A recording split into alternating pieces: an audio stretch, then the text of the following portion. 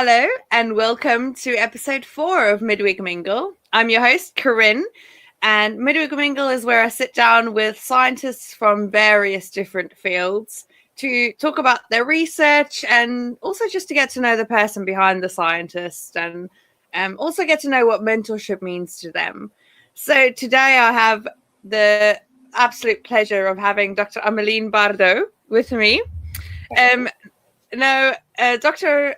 Ameline is a biological anthropologist and primatologist. So she's going to tell us a bit more about what that means, how she got where she is, and also just a little bit about evolution. And I'm really excited to hear this as someone who comes from a family who doesn't quite believe in evolution. So I'm very excited. Dr. Ameline, hi. Thank you for being with us. So why don't you just start off by just telling us a bit about yourself and what you do and who you are? So I am French, you can hear. So I'm from, I did my PhD in Paris, but before my PhD, I did a master in ethology. So I studied behavior first, and in France, it's 2 years, the master in France. And I start to be very interested about primates. And so I tried to have some internship with primates, and I got one for my second year of master with bonobos. And after I did my PhD in interdisciplinary biology. Okay. So how did you go from ethology to this anthropology? Where did that switch come in? Because I'm interested about everything. So I wanted to understand how primates use their hands, the behavior. And I saw a great scientist during a conference, Emmanuelle Puy-Debat. She's a primatologist in France. And she was talking about tool use and the morphology of hands and everything. And I was, this is what I want to do. So after 2 days during this conference, I went to ask questions to Emmanuelle. And so I asked to work with her, and I did my master and my PhD with her. So to try to understand the behavior of the hand, but also the morphology, the biomechanics. I want to understand everything. Yeah. Yeah. Oh, that's so incredible. And you were telling me the other day a little bit about you had a zoo close to your house growing up, and seeing that just like monkeys' hands are so incredible. They look so realistic. I was in love with the gorillas, yeah. Oh, so you've had quite a sort of like a wiggly road into academia. You've sort of been through almost every aspect, and now you are here and you've studied chimpanzees, bonobos, adults, children, and now fossils. Yeah, fossils. Yeah. So what is your sort of work that you're doing with fossils right now? So I work with Professor Tracy Kivel. I am in the lab of Tracy Kivel currently because she's a specialist of the evolution of hands, and I wanted to understand it's what we call functional morphology. Sorry, it's to have like a morphology of hands and try to understand what it means. Oh, I break it. to try to understand this morphology, what we can do with it. So I have the morphology of fossils, and I try to link with the morphology of current species and the behavior and try to do this link, And that's where sort of that ethology comes back in. And so it's still ethology, because we need to, when we have a bones, we don't know what it means, this bones. We don't have the past behavior, so we need to understand it by working with current species and link this behavior, shape, and look at the shape after the bones in fossils. So I am working virtually currently with bones. That is so incredible. And so it was just, you're really just interested in like this wide variety of things. And I think for a lot of people, I think for me personally as well, is I have so many different interests. And in academia, we sort of sometimes feel like we're forced to choose a path.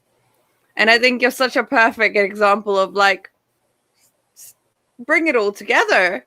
you can go from one end to the other and just bring it all together in the research. I think we cannot, we need to follow our passion. It's, for example, also 3 years ago, I went to a conference and I met some archaeologists that talked to me about stone tools and this field work in Casablanca. And they say, oh, we have all of these stone tools, but we don't know all of the different techniques to use them and everything. And do you want to come? And so I was invited to go to the field work with archaeologists. And I said, yeah. So it was the conference that did my dreams. I can also go to the field with archaeologists. It was great. Yeah. Wow. So can you tell us a little bit more about hand evolution? Just like a little bit about what you've learned in your many years of studying this. And so you had your hand out there and just this is a human hand. I cannot have, I wanted to have the great apes, but it's in the lab. I cannot. yeah, so it's to be nice to have a great ape's hand, but compared to the other great apes, so bonobos, chimpanzee, gorillas, and orangutans, we have short fingers and a long thumbs. So they have a much more longer fingers and a short thumbs. So these different hand proportions, it's different for manipulation, but also they have much more curved fingers, and this is much more characteristics for arboreal locomotion. Okay. So we try to fit this different characteristic by looking at the fossils also. Fossils, yeah. So, what do you think? Why do you think that their hands are shaped like that? What makes it better for them than for us, for example? Yeah, so it's about evolution. The evolution of hands. It's what is evolution? It's descent with modification and selection. So you have across time different morphology for a species, and specific morphology can be better for specific behavior. And because it's a good behavior for your survival, you keep it to your offspring. So yeah, it was the hands in the past were more used to locomotion, much more than now. We use our feet more than our hand for locomotion. And so across time, and with locomotion, you mean sort of like movement and movement in the tree, and after it's so bipedalism. It's a big thing in human evolution when we start to be bipedal and we have these hands. We can do other things. So there is tool use that arrive, but it's also about cognition. It's not just about hands; it's also cognition. So we have a tool that we want to use for specific tasks. And so, yeah, across time, these hands change, and we finish with a hands that can do with longer fingers. Yeah, a lot of computer things. And do you think our tools, sort of like you were just saying, our computers? I would say your phone is like a tool that you use.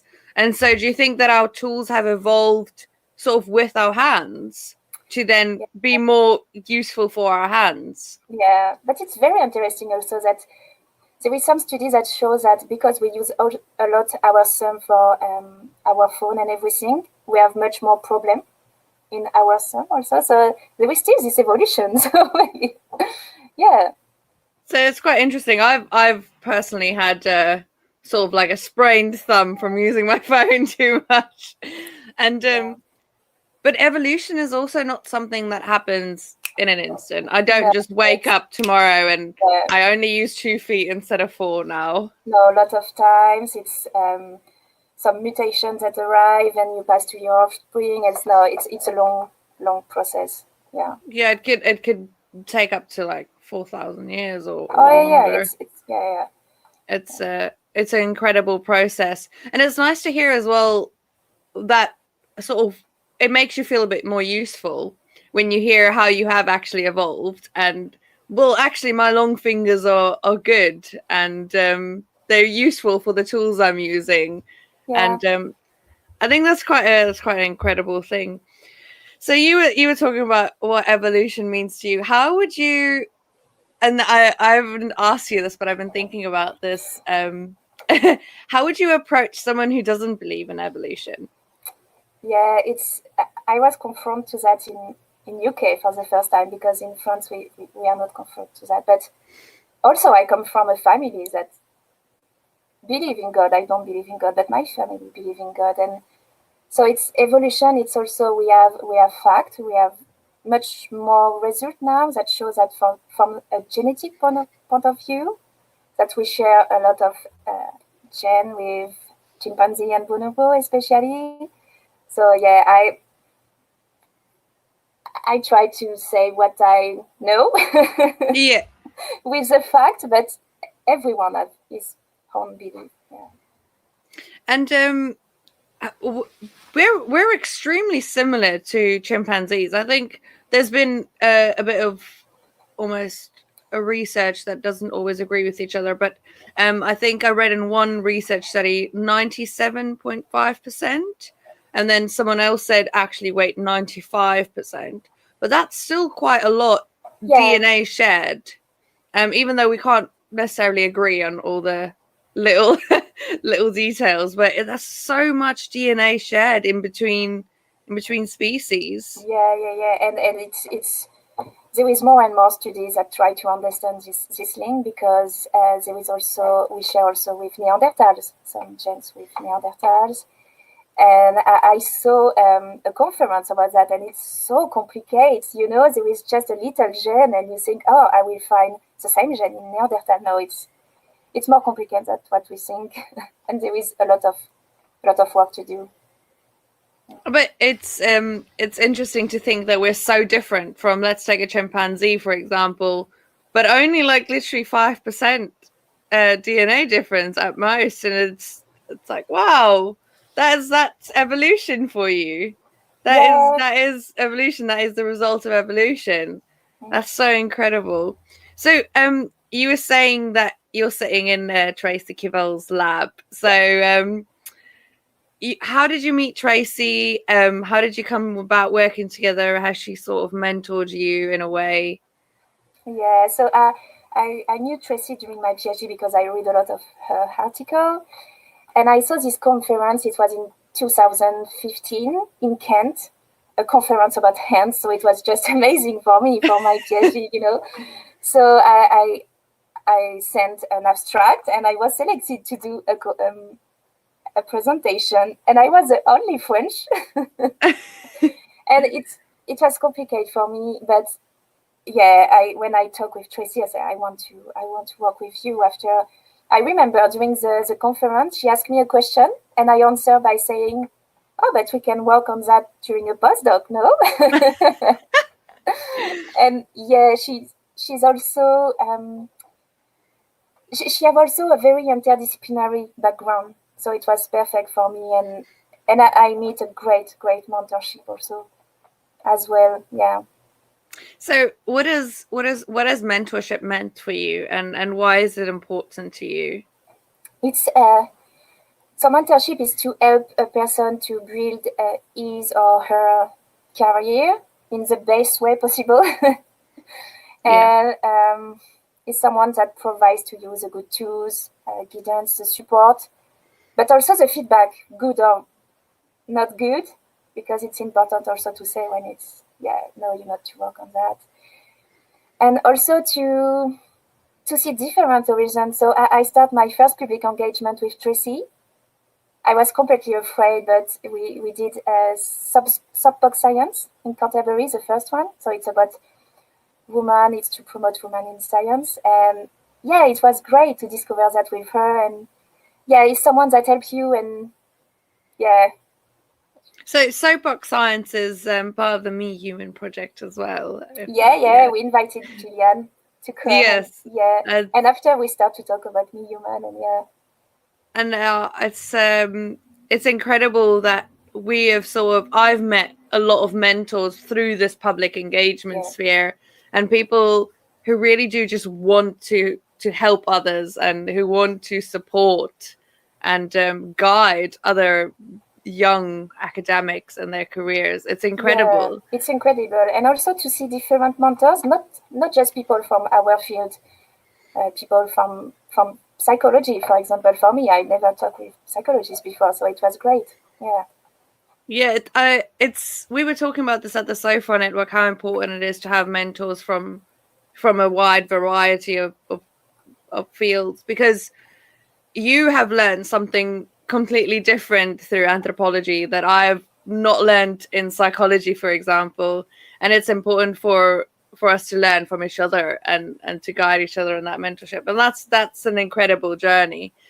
Yeah. What for you being a mentor now, I mean, people look up to you, and what does it mean for you to be mentoring others in that aspect now? Is to I think I like to be enthusiastic and to share my passion, because it's a job of passion, and also I like to ask a lot of questions to the students to build their own thinking, because my mentors did that with me, and I think it's very good. Just you cannot say to someone you have to do that.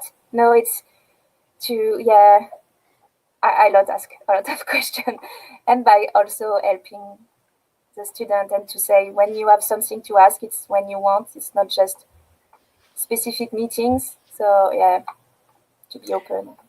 And what is your best advice for someone coming into anthropology, or wanting to work in evolution? What will be your best advice for them? I think it's never give up. If you have a passion or you want to do a specific job, work hard. And it's also very important to try to contact people that are working in these specific fields, to talk with them, to ask help. And try different things, because there is also, in anthropology, there is also social anthropology, that it's for my research, for example. I want also to start to work with social anthropology, to understand this different behavior using tools, and different culture. So I think it's nice to try everything, and to don't give up. And to see where you sort of find your niche and where you belong. Maybe you start with something and you say, I will change. And I wanted, when I was child, I wanted to be meteorologist. Oh. Yeah, and after I say no, I want to work with animals. And I finished to work with stunt tools also. Yeah, and now that's incredible. Yeah. It's been such an incredible journey. Do you have is there anything else that you want to say about anthropology, evolution, that you feel like you haven't mentioned yet? No, I don't think. Yes, there is also primatology is part of anthropology. Also, it's not just a field apart. I think it's different things together, and I like this in Kent, that there is primatologists, there is archaeologists, social anthropologists. Yeah, it's nice to see all of these different things. Yeah. All right, so we're going to end it there. This has been Dr. Ameline Bardo. She's been absolutely incredible. I think your research is so interesting. And I'm sure we're going to get loads of questions. And unfortunately, today we can't answer any live questions. But I'm sure if there are any questions, I can send it through to you, and maybe we can get together again soon. Sure. It's so as from a psychology point of view, it's so interesting to hear how we've almost sort of physically evolved, because I can think of how we've cognitively evolved throughout the ages, and how we've become a little bit more resilient in certain aspects and a little bit less resilient in other aspects. And now it sort of brings it all into perspective. And I think, especially after we spoke the other day, we spoke on the phone, I looked at myself in the mirror and I thought, oh my God, like I have evolved, like this just wasn't just one day me, and I'm here. Your body it really has like a use for it. Mm-hmm. And I think that's the one thing that I would say I was saying as well previously, my family doesn't all believe in evolution. It's sort of something like look in the mirror and see how useful your fingers are and see how useful your feet are, and you're walking on your feet and your feet look different than your hands, and you don't have a massive head that's flopping around, and you have longer legs because you're obviously just standing on your legs more, and your legs also bigger, and it's like you're not walking on your hands, which is your smallest part. It's just extremely interesting. And it's been really nice to hear your perspective on it all. Thank you so much for joining me. It's been absolutely amazing, and we really hope that we'll have you on again soon. Is there anything else you'd want to say? No. Thank you so much. Honestly, I know it's a bit nerve-wracking speaking in English in front of people, but you've done absolutely fantastic. Yeah, right. Hopefully it's understandable. So next week we have a very special guest, and please stay tuned and watch the Twitter feed to see who's going to be on next week. And thank you for watching. This has been episode 4 of Midweek Mingle. I'm your host, Corinne, and I've been with the amazing Dr. Ameline Bardo. Thank you. Thank you. Goodbye. Goodbye.